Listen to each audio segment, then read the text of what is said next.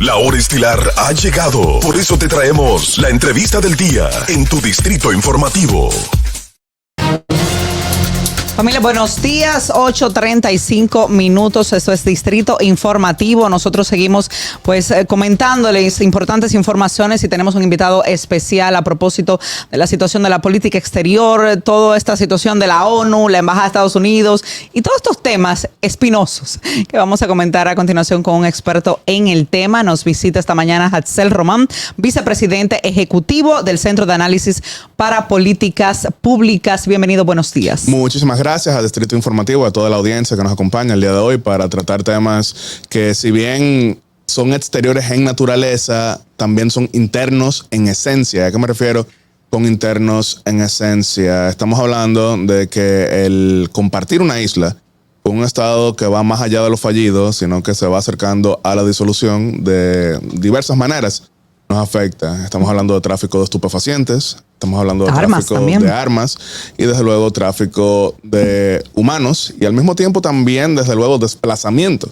de humanos, marcando la diferencia entre el tráfico de humanos y el desplazamiento por personas que huyen de la violencia, personas que huyen de lo que es la pobreza, pero República Dominicana no es ni de cerca todavía un país desarrollado. Estamos en mejor situación en el Caribe, pero no somos un país desarrollado y lo que se ha llamado la atención es que no podamos como nación cargar solos con una situación tan dramática como la que acabo de describir. En los últimos días hemos tenido grandes ataques desde, primero, Claudette Joseph, que ya es un enemigo público del país, luego la ONU, y está el llamado que hace la Embajada de Estados Unidos de estos supuestos situaciones con los ciudadanos estadounidenses, pero también vemos todo lo que ha sucedido en los últimos días. Quiero saber qué piensas de la respuesta que dio el Ministerio de Relaciones Exteriores ante esta situación que tiene un impacto también internacional por el turismo. Puede decir la gente, no voy para allá porque me pueden meter preso. Claro, repito, el hecho de que República Dominicana sea quien comparta la isla con Haití lleva a que muchos espacios internacionales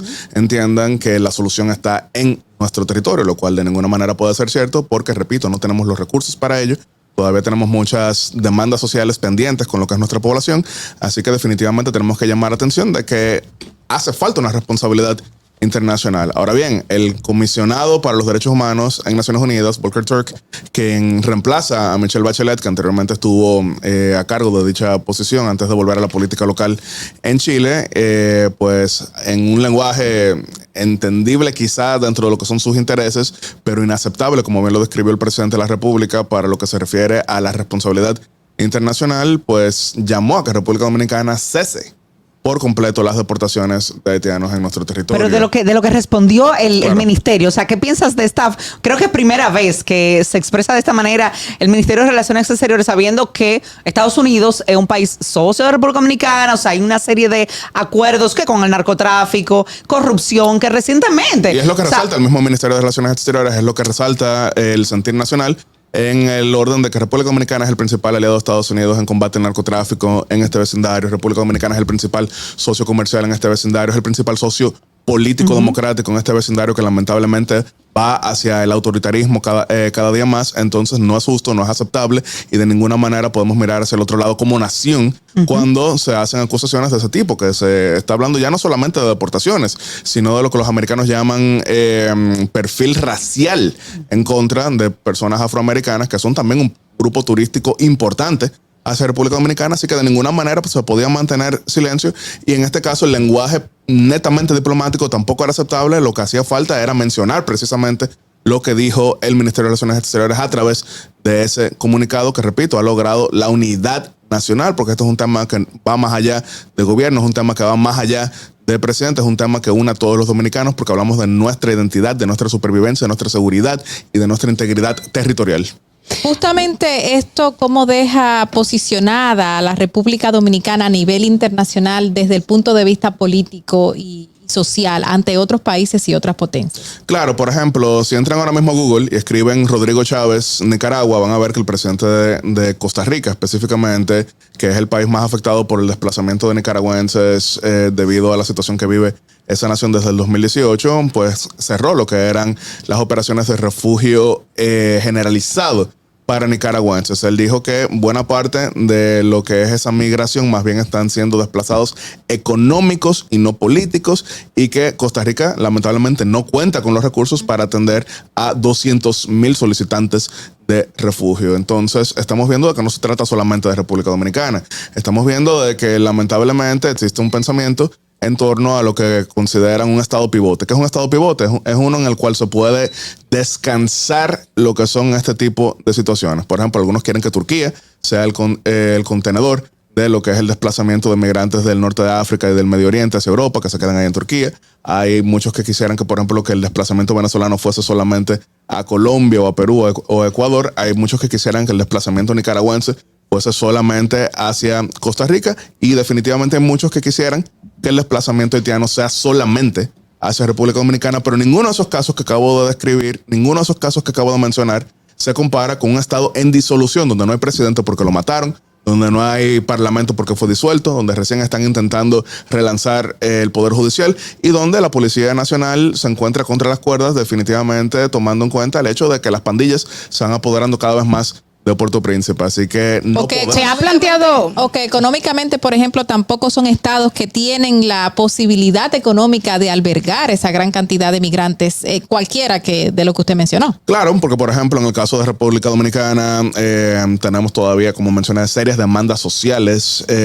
Aquí no hemos alcanzado la universalidad en salud. Eso es una agenda pendiente que se va avanzando, pero no lo hemos logrado. Todavía no hemos avanzado aquí en torno a lo que se refiere a las necesidades en educación, en vías de comunicación y demás. Entonces, lamentablemente, no podemos cargar con lo que es una migración desmedida por completo. Todo país necesita cierto nivel de migración. Claro. Todo país necesita, desde luego, cuando va creciendo, que personas de quizá naciones con menos recursos lleguen allá y que cumplan con lo que son esas demandas laborales. Eso no está siendo puesto en duda. Ahora bien, una cosa es la demanda económica, que siempre tiene un margen de 2, 3, 4, hasta 5% por encima, pero no estamos hablando de un desplazamiento como este no visto anteriormente, porque ni siquiera cuando el terremoto, un desplazamiento como este. Entonces tenemos que llamar la atención y tenemos que, desde luego, impulsar a que la comunidad internacional actúe de manera concreta, porque, repito, estamos hablando de un secuestro cada 11 horas. En Haití, 10 dominicanos secuestrados en lo que ha sido este año. Estamos hablando de una cantidad de asesinatos que Haití no veía anteriormente, y estamos hablando de personas de todo tipo que están teniendo que escapar. Eso es lamentable, eso es de hecho triste y rompe el corazón, pero tenemos que tomar en cuenta lo que son nuestras posibilidades y no querer hacerle el juego a quienes quisieran que seamos solamente nosotros, que carguemos con algo en lo que no tenemos ningún tipo de participación, porque quien sancionó a Haití cuando se independizó y lo obligó a pagar una deuda durante más de 100 años no fue República Dominicana. Entonces, eso es algo que no podemos tapar. Hay informes de que Estados Unidos estaría buscando un tercer país ante la avalancha que se espera de indocumentados hacia Haití, y también informes peores de que República Dominicana se estaría sirviendo con centros de campos de refugiados ante una posible intervención. ¿Entiendes que estos informes son verídicos y tienes información adicional? Bueno, República Dominicana en todo momento, y esto no lo dice solamente quien está aquí, lo ha dicho el canciller de la República, lo ha dicho el presidente de la República, que es el jefe de la política exterior e interna, es el principal referente, la principal autoridad, es el primer mandatario. Ha dicho que eso no va a suceder, porque tampoco, desde luego, podemos cargar con ello. Pero sí, cuando se preparan lo que pudieran ser participaciones armadas en diversos estados, entonces es la norma que quieran entonces refugiar a poblaciones en otros lugares. Pero de la misma manera que en el año 1993 se pidió eso mismo cuando se pensaba en lo que era la intervención para desplazar al comandante Cedras, que había derrocado al presidente Aristide. Finalmente Cedras fue derrocado por Estados Unidos en lo que fue una operación militar avalada por el Consejo de Seguridad de las Naciones Unidas, pero cuando se le pidió refugio a República Dominicana para haitianos en ese momento, y ahí ustedes tienen el discurso del presidente Joaquín Balaguer, que dijo que no. Y de la misma manera, aquí estamos casi 30 años después, República Dominicana dice que no. De la misma manera que tampoco República Dominicana formaría parte de una incursión militar en Haití por razones históricas, sociales y culturales. Una bandera dominicana no puede ondear junto a militares que entran en otra nación. Quiero cambiar el tema de Haití para irme a Guatemala. Recientemente, bueno, tú fuiste viceministro de Asuntos Consulares y Migratorios, te tocó vivir en carne propia lo que era esta situación de los dominicanos migrando a Estados Unidos a través de Guatemala y luego por México, ir a la selva. O sea, tuviste la oportunidad de ver la realidad de cuál es lo que deben ellos transitar. O sea, de manera personal, cuéntanos un poquito esa experiencia y cuál es la cantidad en ese tiempo que tuviste esos 2 años al frente de ese viceministerio de los dominicanos que usan esta vía, lamentablemente, para irse. Claro, ¿qué sucede? República Dominicana, y esta es una estadística que no se suele manejar tanto, es la diáspora que porcentualmente se encuentra más regularizada en Estados Unidos. 83% de los dominicanos que se encuentran en Estados Unidos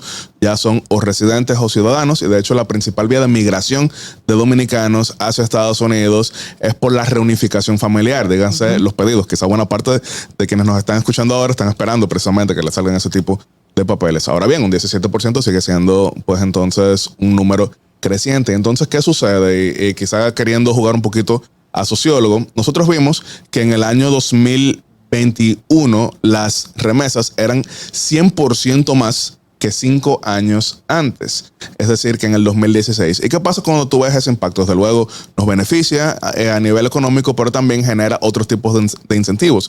Cuando tú ves y entran al Banco Central ahora mismo que pasaron de 5,000 millones a 10,000 millones de remesas, eso quiere decir que muchas personas entonces entienden, mira, a mí me puede ir muchísimo mejor en otra localización, entonces buscan diversas vías. Entonces, ¿qué sucede? En el caso específico de la provincia de Peravia, que no es una provincia que tendríamos en las... ¿Por qué? Son de Baní, la mayoría es que se van por Guatemala, yo no entiendo. ¿Qué sucede? Baní, o mejor dicho, la provincia de Peravia, sí, claro, y partes de Azua tienen una población considerable en lo que es el estado de Massachusetts, más que todo Lawrence, donde también hay una población de tenares. Entonces, es una provincia que es relativamente próspera en el contexto sureño, pero que entonces muchas personas entienden que les puede ir bastante mejor en Estados Unidos. Y cuando se cerraron las operaciones consulares de Estados Unidos por razones de la pandemia, entonces lamentablemente el crimen organizado comenzó a buscar otras vías. ¿Y cuáles han sido estas vías que me han tocado ver? Por ejemplo, se logró lo que fue la supresión de visado con Guatemala. Eso es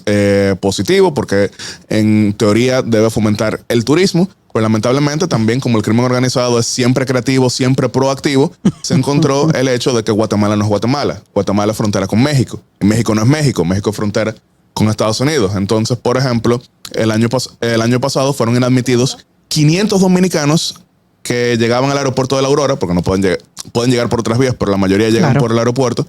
Fueron inadmitidos 500 que se determinó tenían un perfil migratorio. Este año, solamente en los primeros 9 meses, han sido admitidos 1,200, es decir, se duplicó. Entonces, buena parte de estas personas es porque no logran mostrar una razón legítima para llegar a Guatemala. Pero lo más escandaloso, bueno, eso es bastante escandaloso porque llegan a Guatemala, entran en un furgón con 200 personas para intentar cruzar México, pero también está la Selva del Darién. ¿Cómo llegan a la Selva del Darién en Panamá, que la conocí en el terreno? Llegan a Colombia, que no nos requiere visa, y Colombia hace frontera con la selva, anteriormente conocida como el Tapón, y por razones obvias, era, se suponía, el lugar que frenaba esa migración suramericana, y por ahí también cruzan varios dominicanos y lo estamos viendo en TikTok, en historias, en Instagram, lamentablemente. Quizá buena parte de la audiencia lo ha visto en TikTok.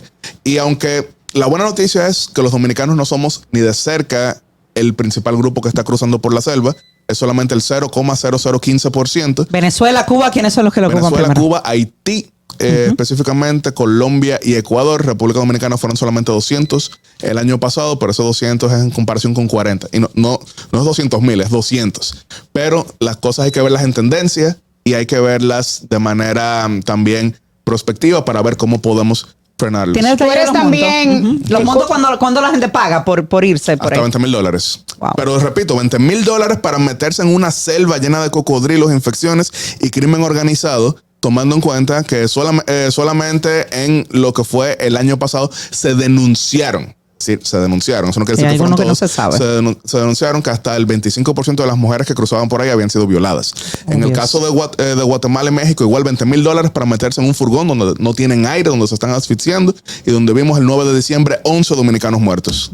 Bueno, vamos a una pausa. Cuando retornemos, vamos a seguir conversando de este interesante tema con Yatsel Román, vicepresidente ejecutivo del Centro de Análisis para Políticas Públicas. Volvemos a Gracias por continuar con nosotros en Distrito Informativo. Seguimos conversando con Yatsel Román, quien es vicepresidente ejecutivo del Centro de Análisis para Políticas Públicas. Tiene un vasto conocimiento de relaciones internacionales porque previamente trabajó aquí en el MIREX, en Cancillería. Háblanos un poco del trabajo que realizas actualmente. ¿Qué es este centro por sus siglas CAP? Sí, efectivamente. El Centro de Análisis para Políticas Públicas es una organización sin fines de lucro enfocada en la elaboración, discusión y promoción de políticas públicas para el desarrollo. Fue fundado en el año 2007 por el entonces diputado, hoy ministro de Industria y Comercio, Víctor Ito Bisonó, que ahora asume la posición de presidente emérito.